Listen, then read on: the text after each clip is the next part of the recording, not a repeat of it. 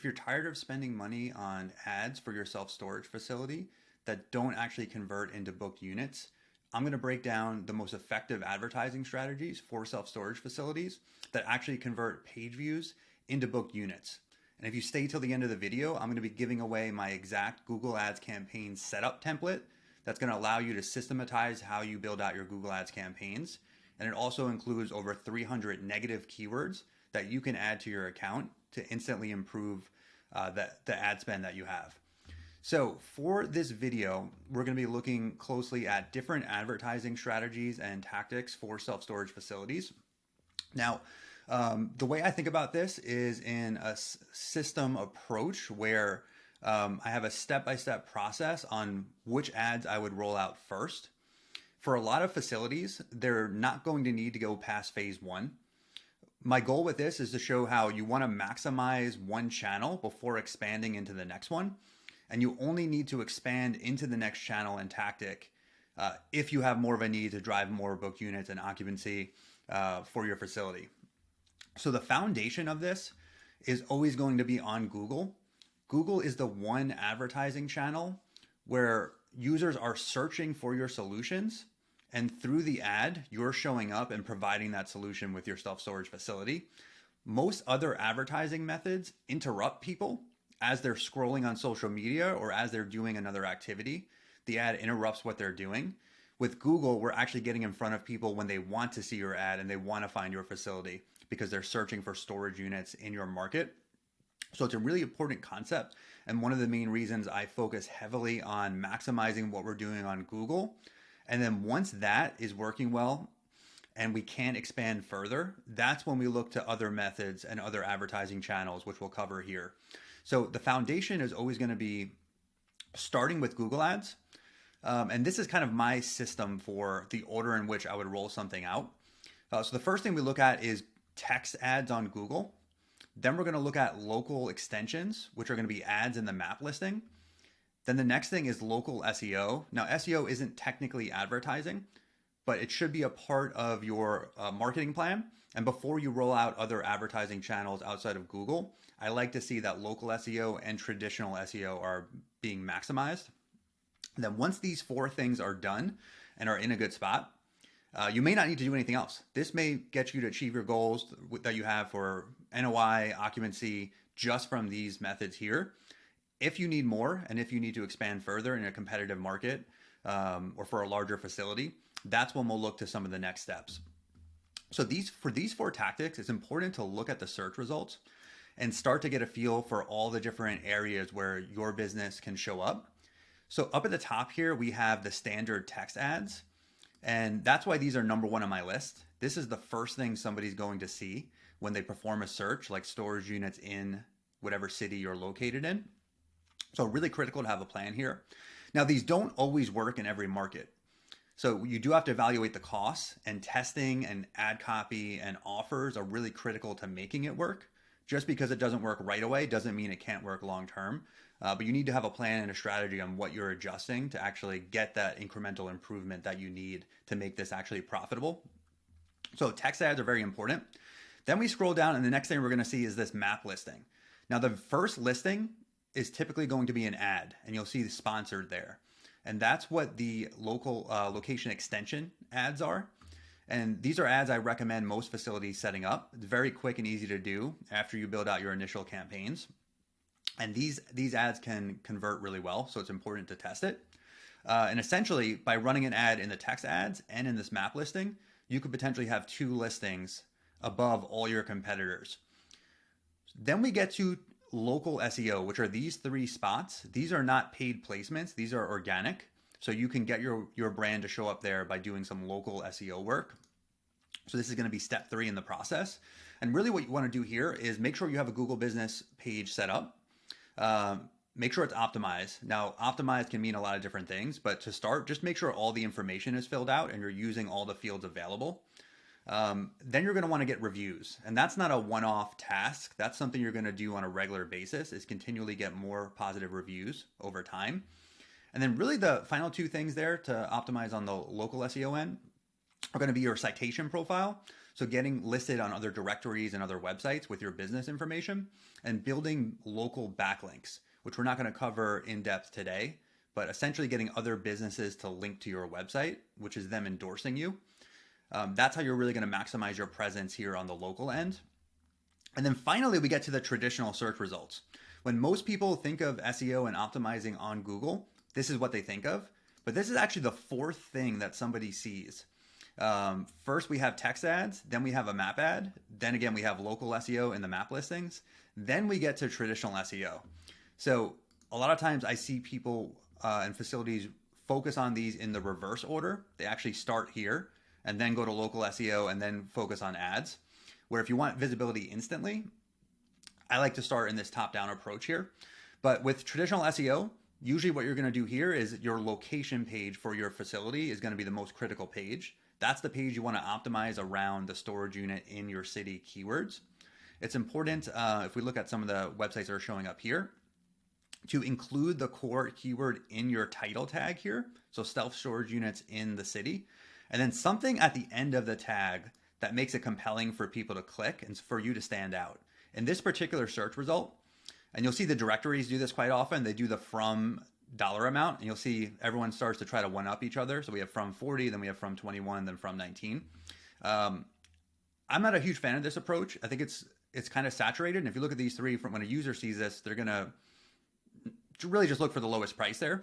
I like to either have a feature at the end of the tag or a promo. If you're doing a first month free or some kind of percentage off or a free move-in truck, whatever promo you have, this is a good place to put it in, and you'll be different than what everyone else is doing, which is really critical to actually getting clicks, which is ultimately what we want. So maximizing these four areas is going to give you a lot of coverage. After that, the next thing I look at are directory websites. Now, this is kind of an extension of SEO. If we look at the traditional organic results, we'll start to see multiple directory websites here, like Sparefoot, Rent Cafe, where you can have your business listed here and capitalize on their organic rankings. Now, I don't like to only do this. I like to make sure we have our own ads in place, that we have a local listing and we have an organic listing. And then when we start adding directory listings, now there's multiple ways someone can find us on the first page. They can either click on our ad, our map ad, our local ad. They can click on our own website, or they can click on one of these directories and still find us. That's how you really maximize the coverage on the first page when your competitors are only going to be listed once or maybe twice. If you're listed 4, 5, or even 6 times on all the different options, you're going to get more tenants, and you're going to get the best tenants finding you. So really critical to think about this. Now, these are typically a pay per booking model where you don't pay per click like you do with Google Ads, but you actually pay for the booked units. So you do have to evaluate if the customer acquisition cost is acceptable to you, but it's another way to get coverage on the first page and really maximize the result in your market. So these websites tend to have very strong SEO themselves. You'll typically find them ranking for storage units in city keywords like this. So they're another way you can get on the first page. I like to control my own destiny and build a lead generation asset that I own with my own website, rather than relying on third parties and directories to do the lead generation for me. You're essentially renting your leads in that case. It's a supplement and an add-on to your own marketing, but you really want to build out a lead generation asset and machine that you own and control, and that will benefit you for years to come, rather than being beholden to all these other brands that could change their pricing, can change their model whenever they want. You really want to own this. So it's really important to start thinking about that and not just relying on third parties for your marketing. So that's level 2, is looking at these directories. Again, most facilities are going to get enough customers and tenants through these first methods. Only start adding on these additional tactics when you've maximized your ads, your local SEO, your organic SEO, and these directories. Once you've done that and you can't possibly get more visibility and customers through those methods, that's when I would start looking at level 3 here, which is going to be remarketing ads. Now, the concept with these are very similar to e-commerce when somebody abandons their cart, which essentially means they added a product to their shopping cart on your website, but they did not check out. So in the storage use case, it would be they went to reserve a unit or rent a unit, maybe got to the form or the checkout process, and they stopped at that point.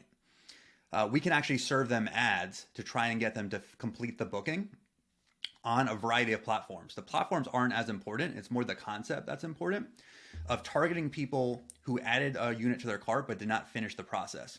Typically, I only like to do this within a few days of them actually going through the checkout process. You don't want this to run for months after they added a unit to their cart. And typically for messaging and creative, I like to have an offer for these people, not just simply a reminder to book the unit, but maybe an additional promo that's not available on your website to encourage them to actually book the unit, whether it's a free month or some kind of move-in discount, whatever it is. This is a good place to use that messaging because that could be the difference in getting them to actually come back to the website and complete the checkout process. So you could also send emails to people if you have their information when they haven't booked out a unit instead of running remarketing ads. But these remarketing ads can be very effective. You can run these on Facebook, on Instagram, on YouTube, on Google's display network. There's a variety of places you can run these, but it's really the concept that's important. And again, I only go this route once the other channels have been fully maximized.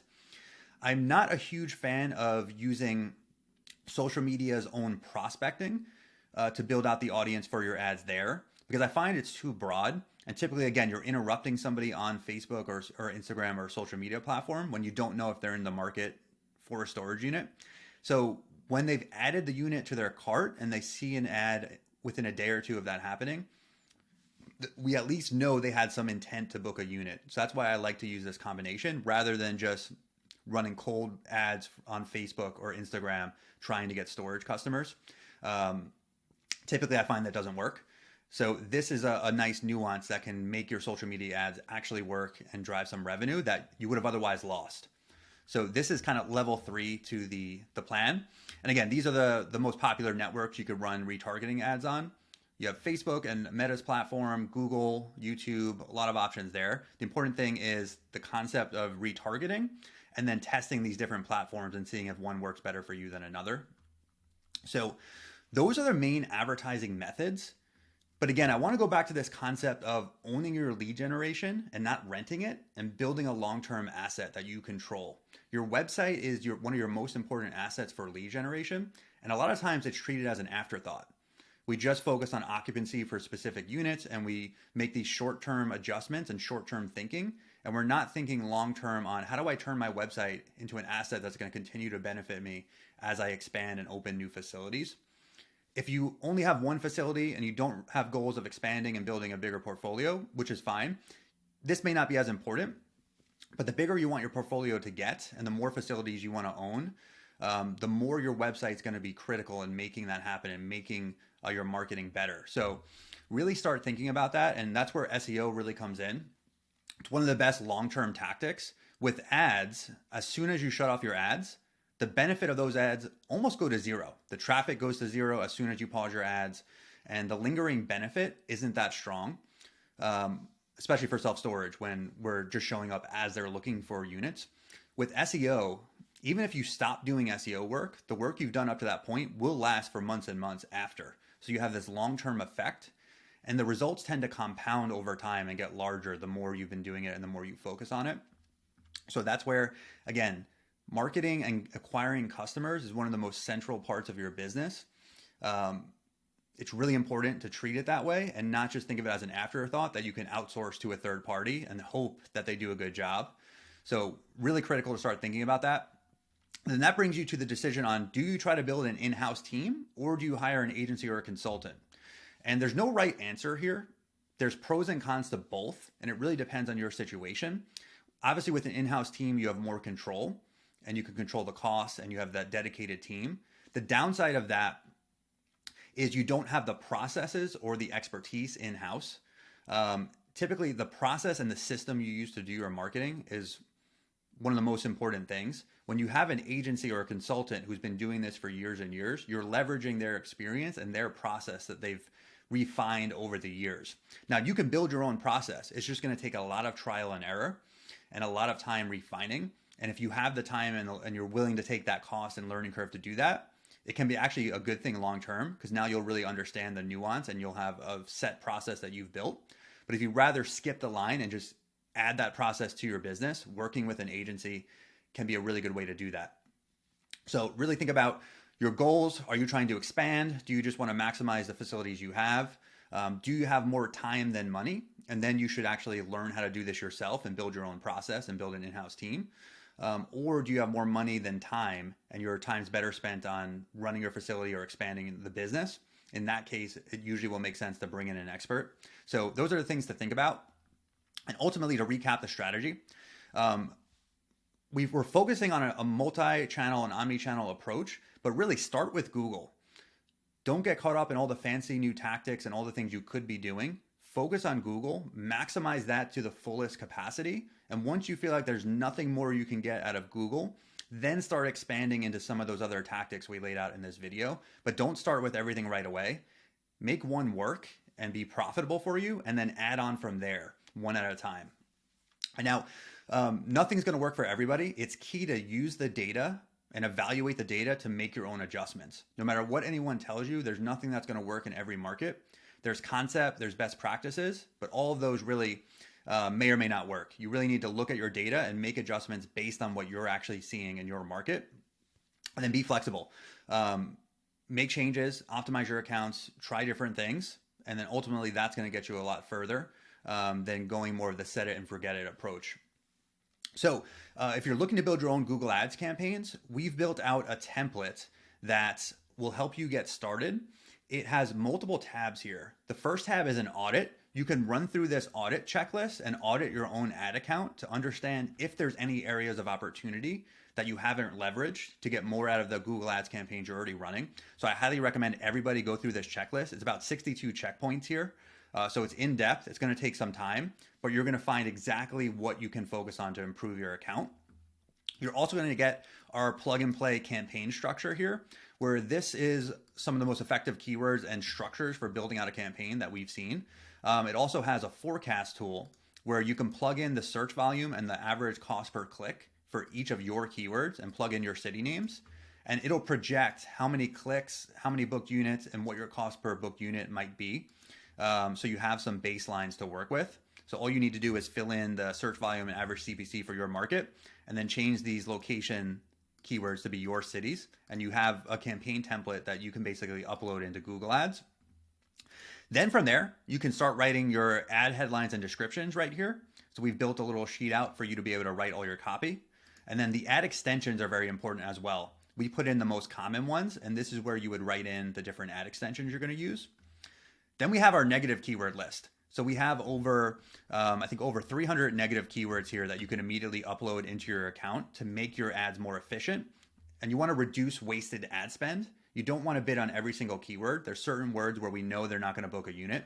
So you can add 300 of those keywords to your account instantly and immediately cut out wasted ad spend. And then we included just an SEO optimization checklist. So go through this, see if you haven't implemented anything of these things to also improve your SEO. But this complete template suite here, we're giving away. So if you want a copy of this, just let me know in the comments and I'll send this out. And yeah, implement it, use it, and let me know what kind of results you get.